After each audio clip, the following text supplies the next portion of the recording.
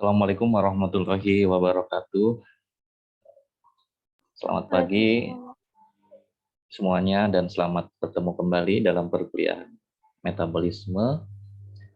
Pada kesempatan hari ini saya akan melanjutkan materi tentang biosintesis asam amino ya.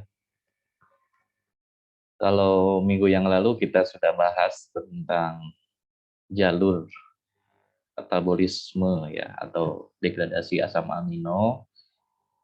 Sekarang kita akan membahas tentang bagaimana asam amino ini disintesis ya, baik dalam tubuh kita maupun di luar tubuh kita. Kita mengenal ada dua jenis asam amino ya, berdasarkan kemampuan tubuh kita untuk mensintesis ya. Ada yang disebut asam amino esensial. Asam amino ini tidak bisa disintesis dalam tubuh kita ya, dalam tubuh manusia dan beberapa hewan tidak mampu memproduksi asam amino tersebut ya, dan asam amino itu harus diperoleh dari luar tubuhnya atau dari makhluk hidup yang lain ya, misalnya seperti asam amino triptofan, fenilalanin, treonin, histidin, lisin, dan beberapa jenis asam amino lainnya itu disebut sebagai asam amino esensial. Ya, asam amino esensial ini biasanya disintesis di dalam sel tumbuhan ya, dan ada beberapa juga jenis mikroba yang mampu mensintesis asam amino esensial. Nah, sedangkan asam amino non esensial itu adalah asam amino ya yang dapat dibuat ya atau yang dapat disintesis oleh tubuh kita sendiri ya, dari beberapa asam amino esensial yang masuk ke dalam tubuh kita atau dari intermediate senyawa lain dari hasil metabolisme karbohidrat misalnya ya, dan lain sebagainya. Oke, sebelum kita bahas tentang biosintesis asam amino baik yang esensial maupun yang non esensial ya, kita akan membahas siklus nitrogen ya, dan bagaimana biosintesis asam amino itu terjadi dalam sel tumbuhan ya. Kalau kita lihat ya kan, sumber protein nabati itu sangat banyak ya, dari sereal kayak kacang-kacangan ya, kemudian apalagi nih, oatmeal ya, spirulina, brokoli, dan lain sebagainya. Oke, apa yang dimaksud dengan siklus nitrogen ya? Jadi kita kemarin sudah mengenal beberapa jenis siklus ya dalam proses metabolisme. Ada siklus karbon dioksida, ada siklus Calvin, siklus Cori ya, kemudian siklus asam citrat yang paling terkenal ya, siklus urea, dan sekarang kita membahas tentang siklus nitrogen ya. Nah, nitrogen ini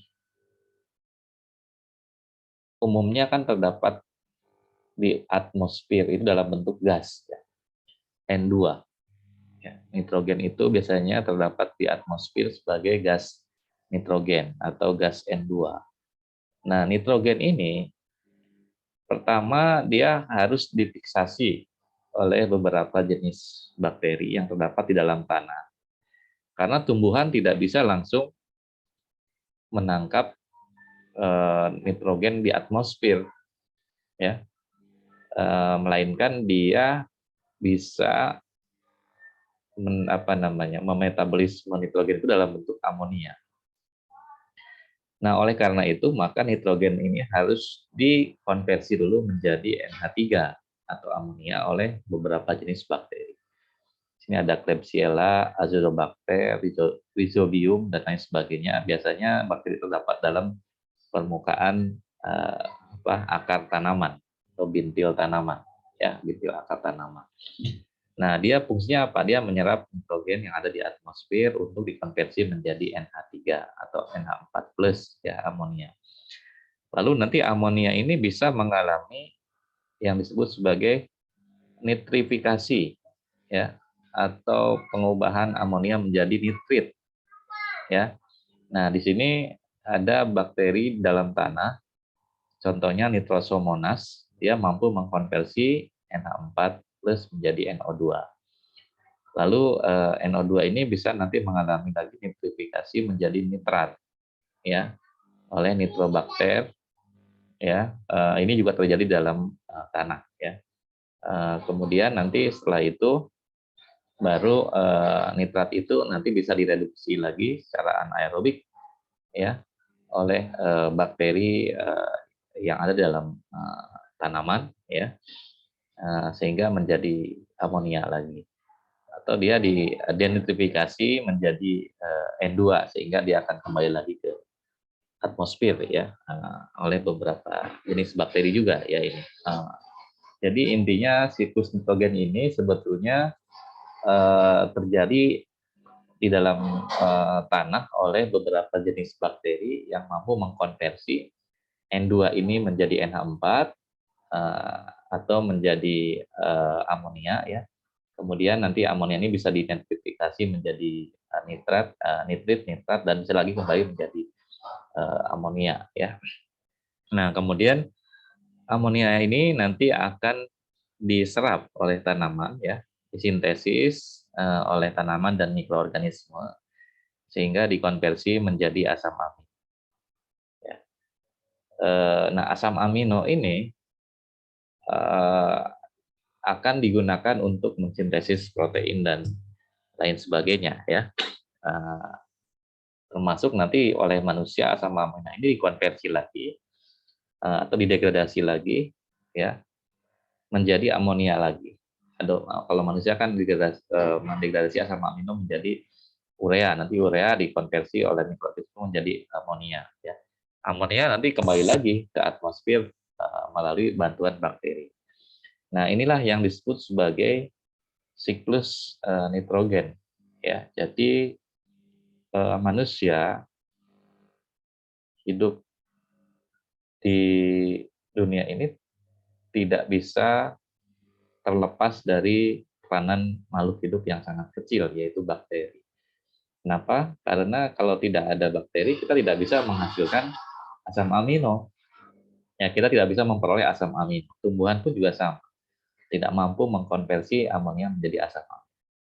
Nah, oleh karena itu, ya, siklus nitrogen ini adalah suatu proses yang menghubungkan antara kehidupan manusia, tumbuhan, dan mikroorganisme di alam ini, ya. Sehingga nitrogen yang ada di atmosfer itu akan selalu mengalami siklus, ya, dengan adanya proses metabolisme yang ada di alam semesta ini, ya. Oke, sebagai contoh kita bisa lihat di sini bagaimana proses nitrifikasi, ya, fiksasi nitrogen yang terjadi di dalam akar tanaman. Ya, di sini biasanya terjadi pada temperatur biologis, ya. Temperatur biologis itu mungkin ya pada suhu kamar, ya, sekitar 20 sampai 25 derajat Celcius, ya. Kemudian diaktifkan dengan adanya ATP, ya, hidrolisis ATP di sini. Dengan bantuan ATP dan reaksi yang terjadi adalah reaksi reduksi oksidasi, ya, dengan adanya elektron yang diberikan, ya, dari apa namanya ini sumber energinya dari ATP dan tenaga produksinya mungkin dari NADH dan lain sebagainya. Oke, jadi di sini reaksinya adalah N2, ya, ditambah 10H+, Mungkin ini dari NADH yang plus, nanti jadi NAD plus kan. Kemudian ini elektron diberikan dari molekul NADH tadi ya. Kemudian jika ada ATP, ATP nanti akan memberikan energinya kepada N2 untuk mengikat hidrogen, ya, sehingga menjadi NH4 plus, ya.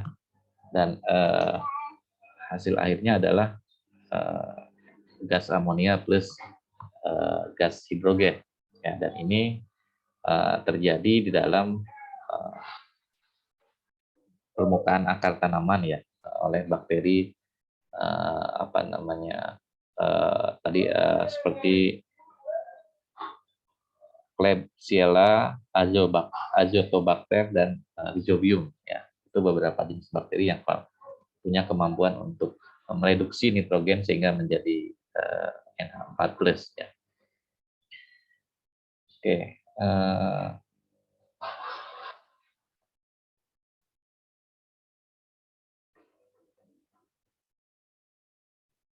Ya, ini reaksi fiksasi nitrogen yang dibantu oleh adanya energi dari ATP, ya. Nah, sekarang kita masuk ke jalur biosintesis asam amino, ya. Beberapa jenis asam amino tadi seperti asam amino histidin, triptopan, fenilalanin, ya. Kemudian metionin, lisin, dan treonin, ya. Itu termasuk kategori asam amino esensial yang warna merah itu, ya. Tapi tirosin, glisin, sistein, ya, prolin, dan arginin itu termasuk ke dalam asam amino yang kondisional, ya. Bisa esensial, bisa non esensial, tergantung dari prekursornya, ya. Seperti contohnya tirosin. Tirosin kan bisa dihasilkan dari fenilalanin. Jadi kalau tubuh kita sudah memiliki asam amino fenilalanin, maka tirosin ini tidak termasuk esensial, ya, karena bisa diproduksi dari fenilalanin, ya. Kemudian apa namanya yang lainnya seperti glisin, ya, itu juga bisa diproduksi dari serin, prolin dari asam glutamat, dan lain sebagainya, ya. Sehingga di sini ada beberapa jenis asam amino yang termasuk kategori esensial, kondisional, dan non esensial, ya. Oke, kita perhatikan sebagian besar asam amino ini prekursornya itu adalah senyawa intermediate dari metabolisme karbohidrat, ya. Seperti di sini ada ribosa 5-fosfat. Ribosa 5-fosfat ini adalah asam amino yang digunakan senyawa intermediate, ya, dari jalur pentasa fosfat yang bisa digunakan untuk mensintesis histidin. Nah, eritrosa 4-fosfat, ya, dan fosfenolpiruvat ini kita tidak ada, ya, di dalam tubuh kita. Eritrosa 4-fosfat ini hanya terdapat dalam tanaman, ya, sehingga triptopan dan fenilalanin itu tidak bisa diproduksi di dalam tubuh kita, ya, karena di sini tidak ada senyawa intermediate-nya. Nah, untuk oksaloasetat, ya, aspartat ini kan bisa melalui reaksi transaminasi, ya. Jadi ini intermediate dari siklus asam sitrat. Kemudian alfa ketoglutarat juga ini sama, intermediate asam sitrat, ya, intermediate dalam siklus asam sitrat. Dia bisa dikonversi menjadi glutamat. Piruvat bisa dikonversi menjadi alanin, fosfogliserat bisa dikonversi menjadi serin. Sehingga asam-asam amino ini disebut asam amino non esensial. Oke, jadi sekali lagi dalam pengelompokan biosintesis asam amino ini, ya. Di sini kita bisa lihat ada yang termasuk kategori asam amino esensial, ada yang termasuk kategori asam amino non esensial, ya. Jadi contohnya seperti ini, glutamat, glutamin, prolin, dan arginin ini bisa diproduksi dari alfa ketoglutarate, ya, dia tidak termasuk esensial. Kemudian fosfogliserat itu bisa diproduksi dari serin, glisin, dan sistein itu dihasilkan dari 3 fosfogliserat. Ini kan semuanya ada, ya, di dalam tubuh kita. Kemudian oksaloasetat bisa menghasilkan aspartat, asparagin. Namun metionin, treonin, dan lisin ini kan ada reaksi lebih lanjut ya. Walaupun mungkin awalnya dari asam oksaloasetat, tapi dia ada reaksi yang membutuhkan enzim yang tidak dimiliki oleh tubuh manusia ya, sehingga ini termasuk kategori esensial ya. Begitu pula untuk piruvat, alanin itu diproduksi dari piruvat ya. Pipalin, leusin, dan isoleusin, walaupun dia diproduksi dari piruvat, cuman di sini ada reaksi berikutnya yang bisa menyebabkan manusia tidak mampu memproduksinya. Ya, termasuk juga triptofan, fenilalanin, dan histidin. Sedangkan tirosin ini bisa dikatakan non esensial. Kalau fenilalaninnya sudah ada, maka kita bisa memproduksi tirosin. Oke, sekarang kita mulai dari biosintesis alanin, asparagin, dan glutamin ya. Tadi ini biosintesis glutamin, arginin, asparagin ya. Alanin, asparagin, dan glutamin ya. Nah, kita lihat ya, alanin itu termasuk asam amino non esensial. Kenapa? Karena dia bisa diproduksi dari piruvat melalui reaksi transaminasi ya. Kita kan kemarin sudah belajar ya apa yang dimaksud dengan reaksi transaminasi. Pengubahan asam amino menjadi asam alfa keto dan pembentukan asam amino baru ya. Di mana nanti gugus amina dari satu asam amino diberikan kepada asam alfa keto sehingga dia membentuk asam amino. Nah, kalau gugus aminanya diberikan kepada asam piruvat, maka akan terbentuk senyawa alanin. Jadi alanin ini adalah hasil dari konversi asam piruvat yang mengalami transaminasi ya dengan satu asam amino tertentu sehingga dia berubah menjadi alanin. Sehingga dengan kata lain, ya, dengan demikian alanin ini tidak termasuk esensial karena bisa diproduksi dari piruvat. Ya.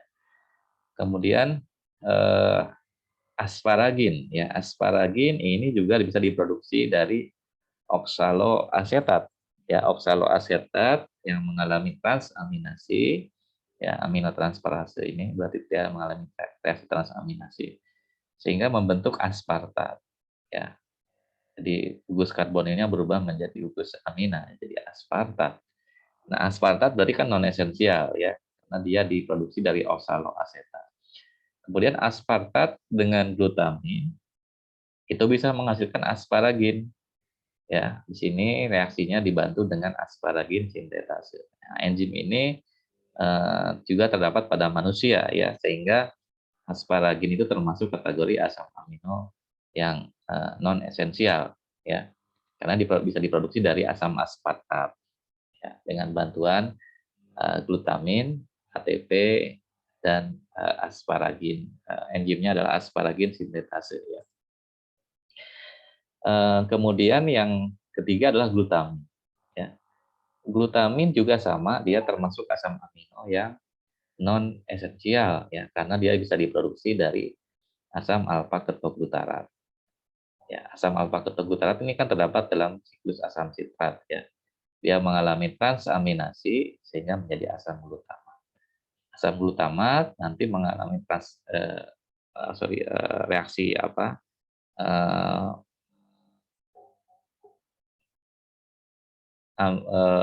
Reaksi aminasi ya, dia menggunakan glutamin sintetase dengan bantuan ATP sehingga membentuk asam amino glutamin ya, dengan mentransfer gugus amina dengan bantuan ATP sehingga terbentuk asam amino glutamin. Nah, alanin, aspartat, asparagin, glutamat, dan glutamin ini termasuk adalah asam amino non esensial ya, karena dia bisa diproduksi dari piruvat, oksaloasetat, dan alfa ketoglutar.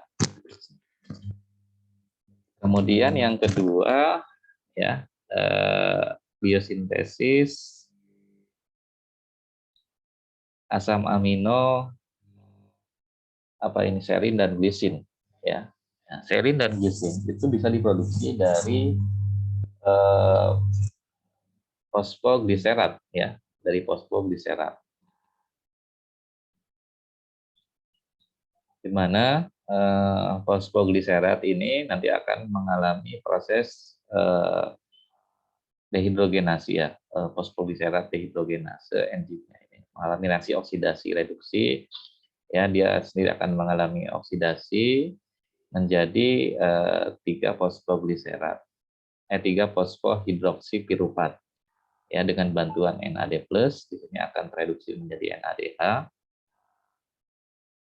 Kemudian setelah bentuk 3 fosfohidroksipiruvat, baru nanti bereaksi dengan asam glutamat ya, bereaksi dengan asam glutamat. Ini reaksinya adalah reaksi transaminasi juga ya, fosfoserin aminotransferase ya. Nanti dia akan memberikan gugus aminanya ke fosfohidroksipiruvat ini sehingga menjadi fosfoserin ya. Asam glutamatnya berubah menjadi ketoglutarat.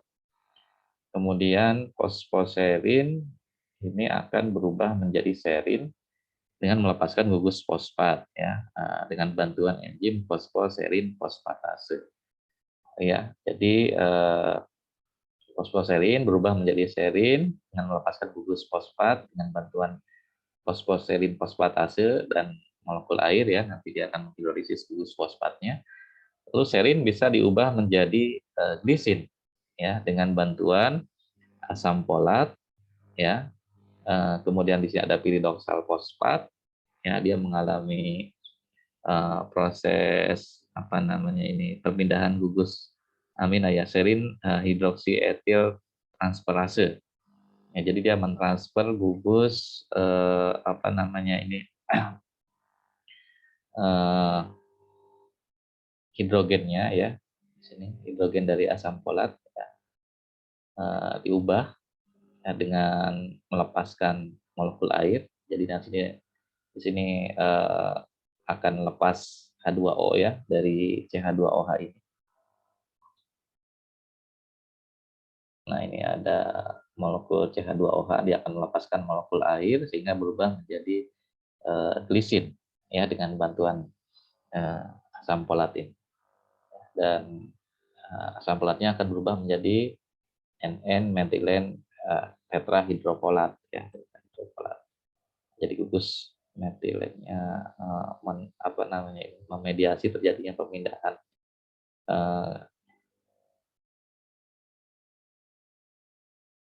ya gugus hidrogen tadi yang lepas, kemudian nanti akan keluar sebagai molekul air.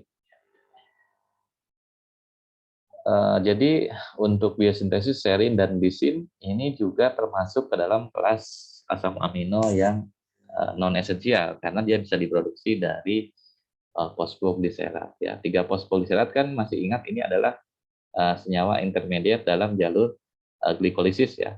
Dari 3 fosfogliserat menjadi 3 fosfogliserat. Jadi sekali lagi untuk serin dan lisin ini juga termasuk ke dalam asam amino yang non esensial ya, karena bisa diproduksi dari senyawa intermediate yaitu 3 fosfogliserat. Kemudian untuk yang berikutnya ya, sistein ini termasuk ke dalam asam amino yang esensial ya, karena dia hanya bisa diproduksi oleh sel tanaman ya atau tumbuhan dari serin tadi ya. Kalau kita sudah punya serin di sini ya, dia akan mengalami proses reaksi apa asetilase ya, dengan enzim serin asetil transferase sehingga dia akan berubah menjadi asetilserin ya. Di sini ada gugus asetilnya. Mana gugus asetilnya?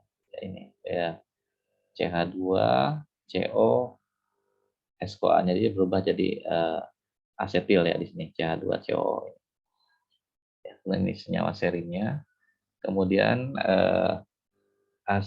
asetilselin ini berubah menjadi sistein ya dengan bantuan gugus sulfida yang diberikan dari apa namanya ini sulfit ya, sulfit yang mengalami proses reduksi menjadi S2-min, jadi sulfida.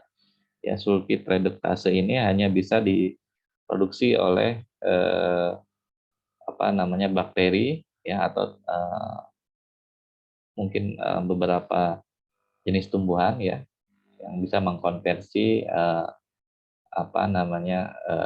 sulfat itu menjadi sulfid dan sulfida. Jadi manusia tidak punya kemampuan untuk mereduksi sulfat itu menjadi sulfida. Ya, hanya beberapa jenis bakteri yang punya kemampuan ini, sehingga dia bisa mensintesis senyawa sistein. Jadi sistein itu termasuk ke dalam kategori asam amino yang esensial ya, karena diproduksi dari tanaman ataupun dari mikroba dengan bantuan enzim ATP sulfurilase dan sulfida reduktase ya, enzim yang mengkonversi sulfat menjadi sulfid dan sulfid menjadi sulfida dengan bantuan ATP di sini. Oke, jadi itu untuk biosintesis asam amino sistein ya. Asam amino sistein ini termasuk dalam asam amino esensial ya, walaupun serinya itu bisa diproduksi dalam tubuh manusia, tapi sulfidanya hanya bisa dihasilkan dari luar. Kemudian, nah untuk biosintesis asam amino esensial yang pertama ya, ini ada jalur yang disebut dari jalur oksaloasetat ya, dengan senyawa intermediat asam aspartat, kemudian nanti bisa berubah menjadi asparagin, metionin, lisin, dan treonin. Yang kedua ada jalur piruvat. Jalur piruvat ini akan memproduksi alanin, valin, leusin, dan isoleusin. Nah, untuk alanin dan asparagin ini kan termasuk asam amino yang non esensial ya, karena tadi bisa diproduksi dari aspartat, kemudian alanin juga sama, bisa diproduksi dari piruvat ya. Tapi untuk jalur produksi valin, leusin, dan isoleusin ini ada beberapa enzim yang tidak dimiliki oleh manusia, sehingga dia tidak bisa dikonversi menjadi asam-asam amino. Oke, kita lihat yang pertama untuk biosintesis oksaloasetat ya dan piruvat dalam bakteri ini ya, dalam bakteri yang bisa memproduksi metionin, treonin, lisin, isoleusin, dan valin dan leusin ya. Jadi aspartat itu pertama ya dikonversi menjadi aspartil 5 fosfat ya. Sini ya, aspartil 6 fosfat dengan mengikat gugus fosfat dari ATP ya. Kemudian aspartil ini berubah menjadi aspartil semialdehid ya. Dengan adanya asam piruvat ya. Dia mengalami reaksi menjadi dihidro diridol pesolinat ya. Kemudian nanti berubah lagi menjadi senyawa intermediate yang lain sampai ya menghasilkan asam amino leusin ya. Jadi tahapannya ini sangat kompleks ya. Ada sekitar berapa tahap? 1, 2, 3, 4, 5, 6, 7, 8, 9, 10 ya. Ada 10 tahapan reaksi untuk pembentukan leusin ya. Dan di sini ada senyawa antaranya yaitu ATP, NADPH ya. Kemudian succinyl-CoA sama asam glutama, piruvat dan glutama. Jadi reaksinya memang agak kompleks ya untuk pembentukan asam amino yang esensial ini. Jadi saya pikir kita tidak perlu menghafal ya tahapan-tahapan reaksi dalam asam amino esensial ini karena jalurnya agak lumayan kompleks juga ya.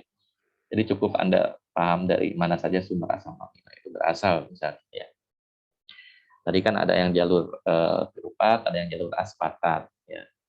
Seperti yang sudah ditunjukkan di sini, ada jalur aspartat, ya ada jalur piruvat. Misalnya tadi untuk pembentukan leusin ya. dia dengan bantuan piruvat ya di sini dia membentuk leusin. Tapi nanti jalur aspartat ini juga bisa terpecah ya ke sebelah kanan di sini ya. Terpecah ke sebelah kanan nanti menghasilkan asam amino metionin dan treonin ya, treonin. Jadi ada yang jalurnya ke atas ya, jadi ada jalurnya ke bawah.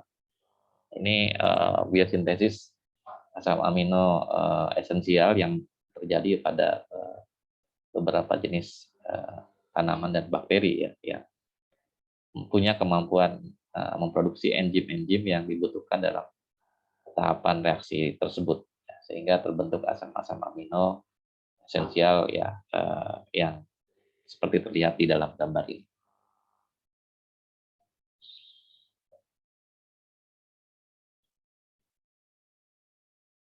Oke, kemudian berikutnya untuk yang jalur piruvat tadi ada pembentukan isoleusin dan valin ya, isoleusin dan valin.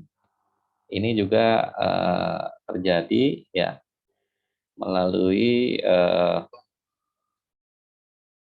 apa namanya tahapan dari biosintesis asam amino yang esensial tadi ya, dari jalur yang tadi ini ya.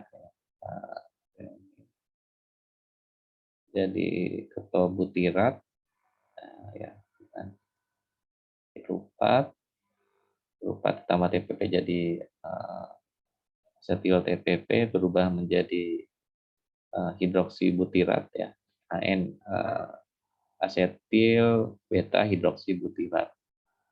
Kemudian masuk NADPH di sini berubah menjadi N beta dihidroksi etil valerat, lalu masuk ke sini glutamat memberikan gugus aminanya ya, sehingga berubah menjadi isoleusin ya.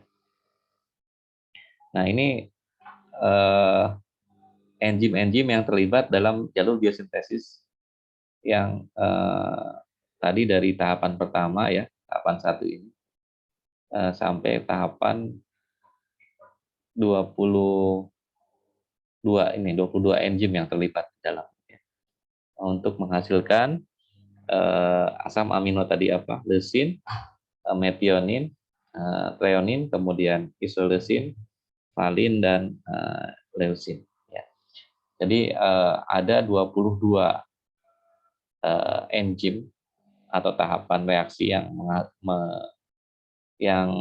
membutuhkan enzim dengan spesifitas untuk reaksi yang berbeda-beda ya.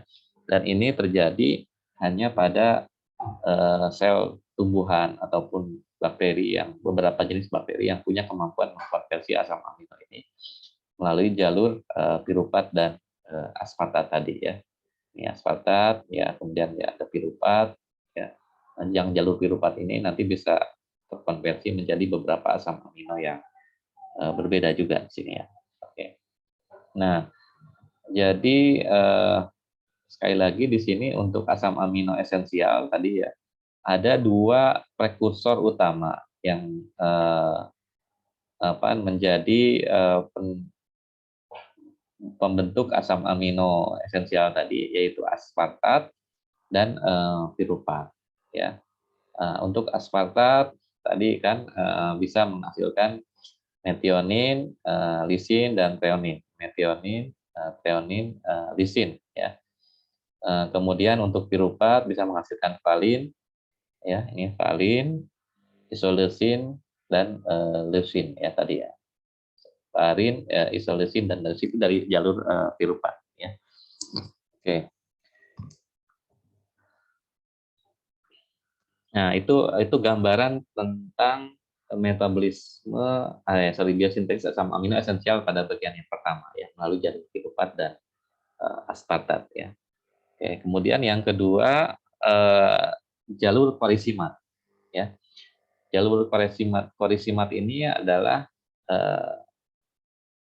tahapan penting atau tahapan kunci dalam sintesis triptofan, fenilalanin dan tirosin, asam amino yang bentuknya aromatik ya, atau mengandung cincin benzen ya, seperti triptofan, fenilalanin dan tirosin ya, atau senyawa aromatik lah, benzen ya.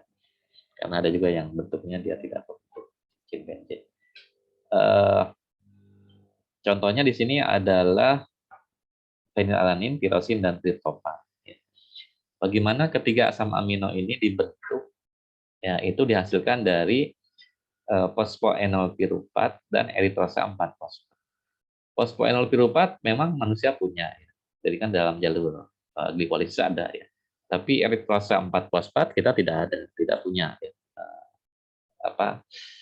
Karbon berantai beratom C4 itu tidak ada dalam tubuh manusia. Sehingga fenilalanin, tirosin, dan triptofan ini hanya bisa diproduksi oleh tumbuhan ya. Sedangkan tirosin ini bisa diproduksi dari fenilalanin. Sehingga kalau kita sudah mengkonsumsi makanan yang mengandung fenilalanin, tirosin itu menjadi tidak esensial karena dia bisa diproduksi dari fenilalanin. Tapi kalau fenilalaninnya tidak ada, ya berarti tirosin itu menjadi esensial juga karena tidak bisa diproduksi kalau tidak ada fenilalanin. Oke, di sini ada tahapan jalur biosintesis korisimat. Ya, korisimat itu sebagai senyawa intermediate ya dalam pembentukan treonin, fenilalanin, dan tirosin dan triptofan ya.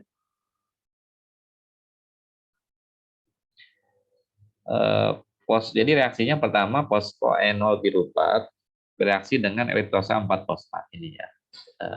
Fosfoenol piruvat reaksi dengan dengan eritrosa 4-fosfat menjadi senyawa 2-keto-3-dehidroksi arabino heptulosenat 7-fosfat. Ya, ini turunan dari karbohidrat juga ya, mengandung 7 atom karbon ya. Arabino heptulosenat. Kemudian nanti dia akan berubah menjadi 3-dihidroguinat ya. Lalu berubah menjadi 3-dihidrosikimat ya. Yang mengalami siklisasi ya dengan bantuan NAD. Lalu nanti di sini ada NAD+ masuk ya, mendehidrogenasi 3-dihidrosikimat ini ya. Oh iya, di sini yang gugus karbonilnya berubah menjadi gugus CH ya. Nih. Karbonilnya berubah menjadi CH, jadi direduksi oleh NAD+ ya. Dengan bantuan enzim sikimat dehidrogenase. Sehingga berubah menjadi asam sikimat. Ini asam sikimat ya. Sikimat ini nanti berubah menjadi sikimat 3-fosfat, kemudian berubah menjadi asam korisimat. Ya, jadi jalur sikimat ini nanti akan menghasilkan senyawa intermediate yaitu asam korisimat. Ya, senyawa intermediate ini adalah jalur dalam sintesis asam amino pada bakteri dan tanaman, di mana sampai ke 7 tahapan ini nanti dia akan terjadi proses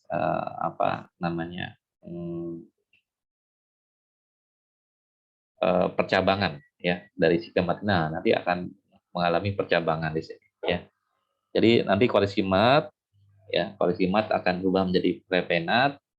Prepenat akan berubah menjadi hidroksifenil piruvat. Kemudian tambah glutamat di sini berubah menjadi tirosin ya. Jadi dari hidroksifenil piruvat berubah menjadi tirosin. Sedangkan untuk yang jalur yang kedua ini sebelah kanan ya dengan enzim kalau yang tadi prepenat hidrogenase, sedangkan yang ketiga ada prepenat dehidratase. Oh, dia melepaskan molekul CO2 ya. Kemudian dia berubah menjadi fenilpiruvat. Ya, di sini tidak ada gugus OH-nya karena sudah lepas ya tadi ya dengan adanya prepenat dehidratasi ini. Kemudian dia berubah menjadi dari fenilpiruvat mengalami transaminasi dengan asam glutamat berubah menjadi fenilalanin. Nah, jadi sebenarnya tirosin juga bisa diproduksi secara esensial ya dari polisimat ini, tapi kalau sudah ada fenilalanin dia tinggal di tubuh kita tuh ada yang enzim namanya fenilalanin hidrogenase yang akan mengkonversi fenilalanin menjadi tirosin. Ya. Kemudian yang berikutnya ya, ini jalur kolisimat itu juga kolisimat ini bisa memproduksi triptopan. Ya, selain tirosin, fenilalanin dia bisa memproduksi triptopan. Jadi tahapannya seperti apa? Ya, di sini kolisimat bereaksi dengan apa namanya ini glutamin, ya, berubah menjadi antronilat ya, antronilat. Antronilat ini reaksi senyawa antara hasil reaksi dari glutamin dengan asam kolisimat ya. Kemudian dia bereaksi dengan PRPP. Antronilat ini akan berubah menjadi fosforibosil antronilat ya dengan adanya PRPP. Oh, ini untuk pembentukan cincin-cincinnya ya.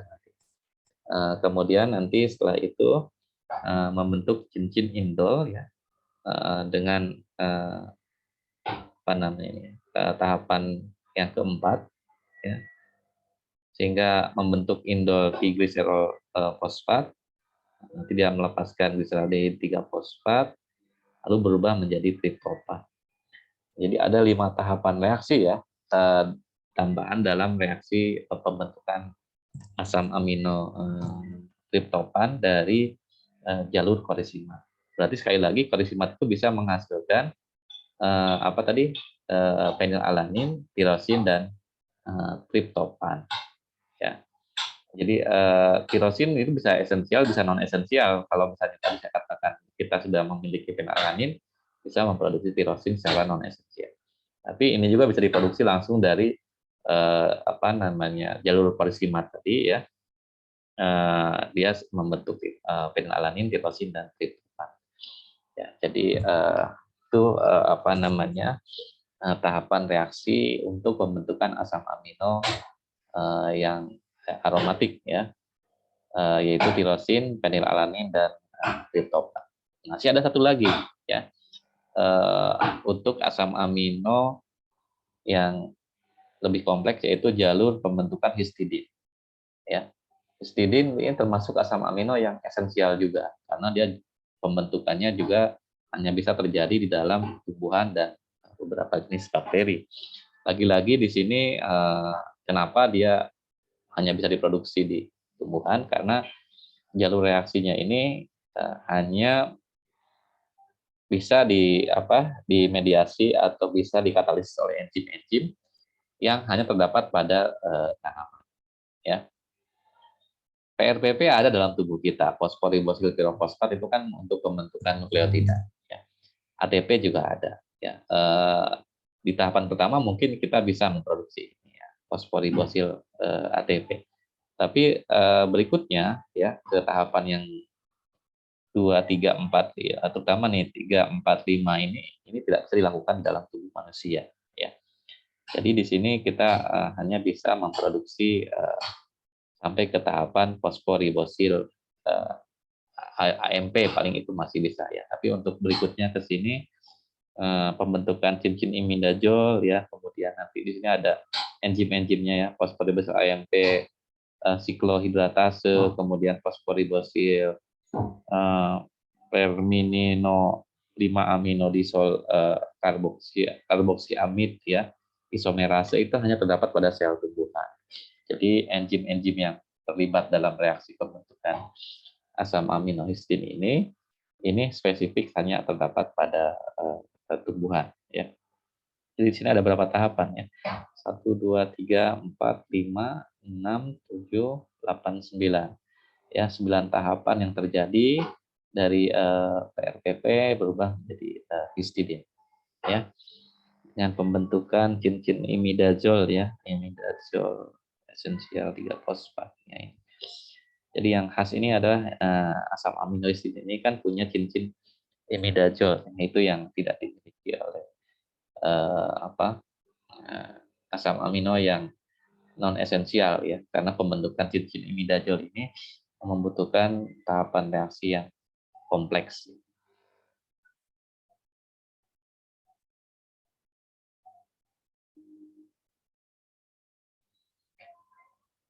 Oke, lagi-lagi di sini asam aminoglutamin ya sebagai senyawa intermediate-nya untuk pembentukan histidin ini. Sebagai pemberi gugus NH-nya ya. Kenapa diberikan warna hijau tua? Karena dia diberikan dari glutamin ya.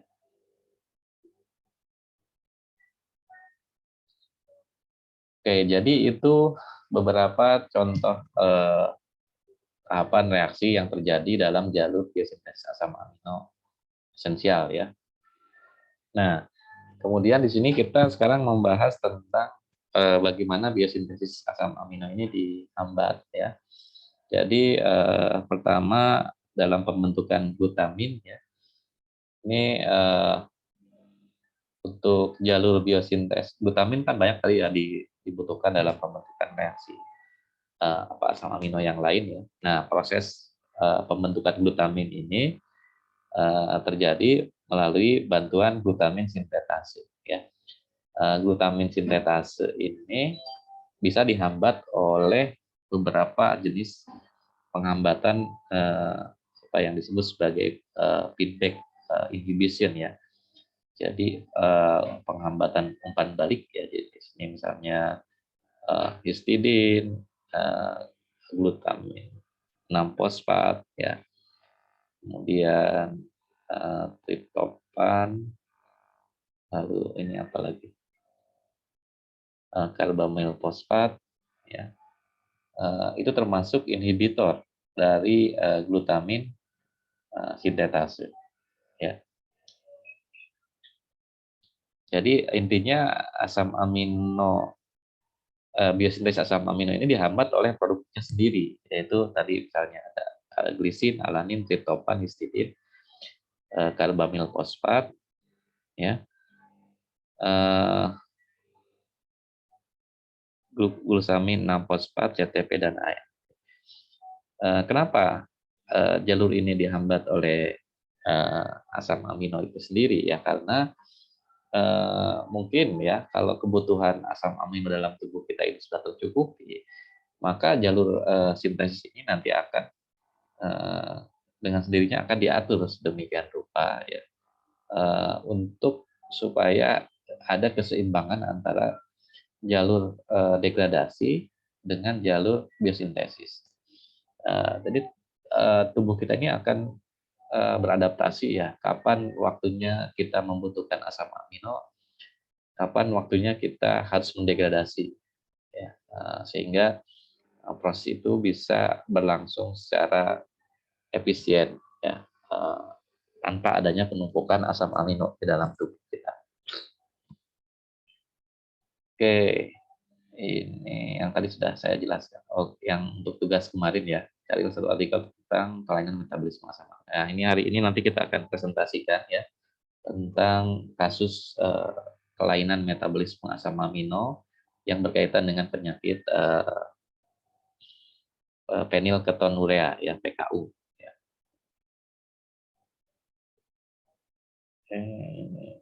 Nah, untuk apa namanya, tugas individunya seperti biasa, nanti Anda saya minta untuk membuat resume mengenai jalur biosintesis asam amino ya. Nah, kemudian nanti kumpulkan di kolom tugas di AIS ya. Ya sudah saya mintakan pada pertemuan minggu lalu ya. Kita akan lanjutkan untuk pembahasan berikutnya. Kita akan melihat contoh kasus yang terjadi dalam disfungsi metabolisme asam amino ya, yang akan disampaikan oleh kelompok 3 ya untuk presentasi hari ini. Baik, sebelum kita lanjutkan ke presentasi, mungkin ada yang ingin tanyakan, silakan berkaitan dengan biosintesis asam amino ini. Apakah ada yang mau bertanya?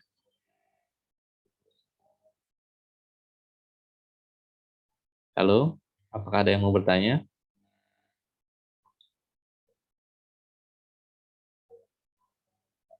Oke, baik. Kalau tidak ada yang bertanya, kita lanjutkan ke presentasi kelompok 3. Sudah siap kelompok 3?